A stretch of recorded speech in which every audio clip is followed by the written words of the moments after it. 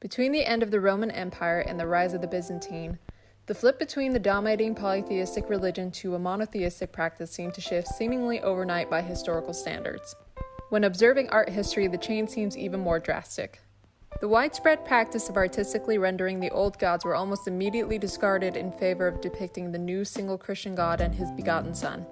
While there were a few stragglers of the old ways here and there, the Byzantine Empire largely devoted artistry to the Christian religion. With that change came new artistic implementation. This video will outline the influences the Roman Empire held on artistry, the effect the Byzantine Empire had on iconography, and how the Christian religion shifted the course of art history.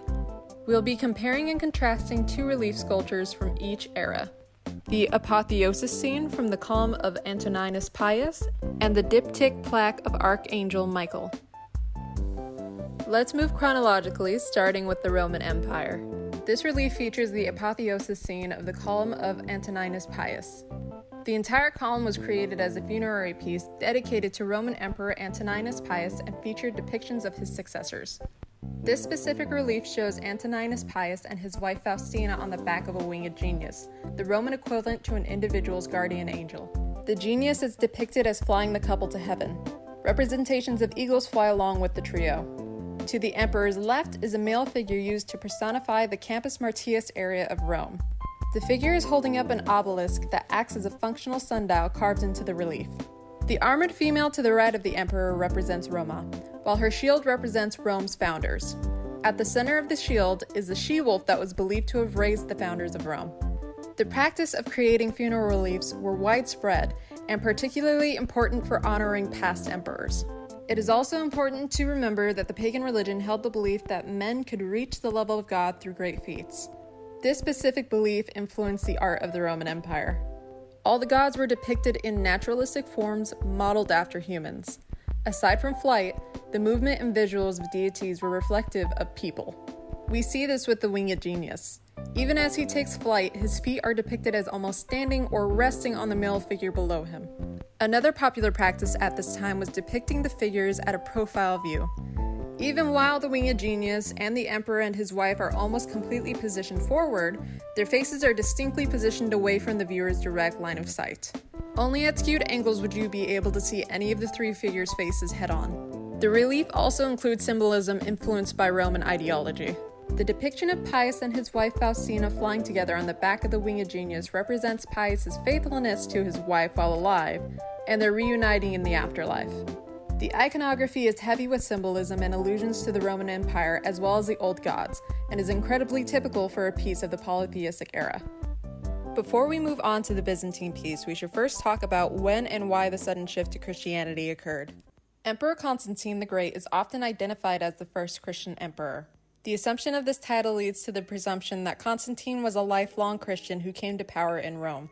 Constantine's role in Christianity was not as forthcoming as one might assume, and the story of declaring Christian rule is a lot messier than one might be led to believe.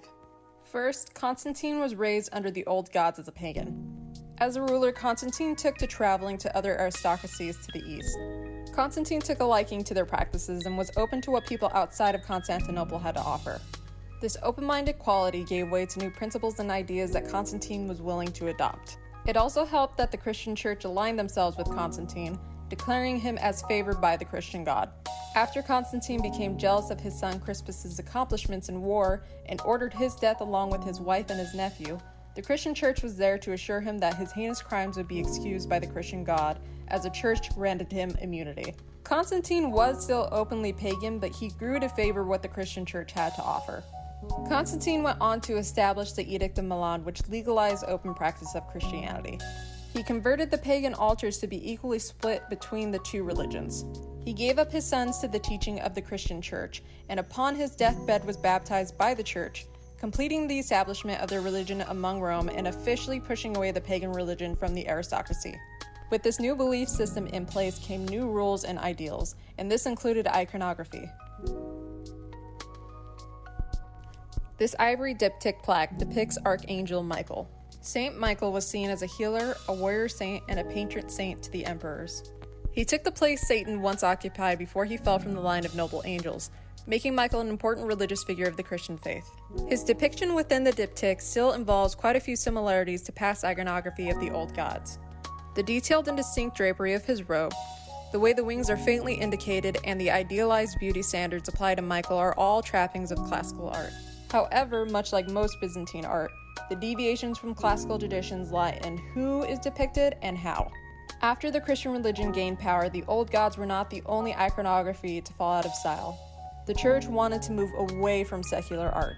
That meant that most of the art produced by the Byzantine Empire revolved around religious icons rather than humans. As we recall, the Roman Empire modeled their deities and mythological beings after the human form. Humans were seen as a reflection of the gods. This line of thought could not be further from the Christian religion's approach to depicting their religious figures. They wanted no illusions that humans were anywhere near the level of their icons. They represented their divinity through exaggerated stylizations that did not adhere to naturalistic conditions. The first way we can observe this is by detailing the inhuman qualities displayed within Michael's diptych. Michael's entire figure is depicted as larger than life, given the figure's size in relation to the architectural setting he resides in.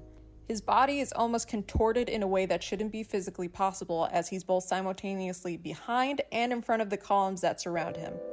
His upper body and arms are in front of the columns, while his lower body is behind them at the base of the stairs. His feet are also resting across multiple steps as opposed to firmly planted on a single step, further breaking the naturalistic form. The depiction of his footing indicates that either he's able to break these rules of the natural world and rest across a vast mass, or that he may even be floating mid-air. The last difference is Michael's striking frontal view. All of these qualities, while subtle at first glance, go directly against the goals of classical artistry. It was not only a way for the Christian religion to show how they differed from the old pagan religion, but also a way to indicate the sacred nature of their icons. The shift between the Roman Empire and the Byzantine is easy to gloss over given how quickly it occurred. Starting with the naturalistic quality of classical art to the stylized, surreal nature of the Byzantine Empire on through the Middle Ages is almost day and night. It's interesting to think that all it took was one man to back a new religion to change the course of art so drastically for centuries to come.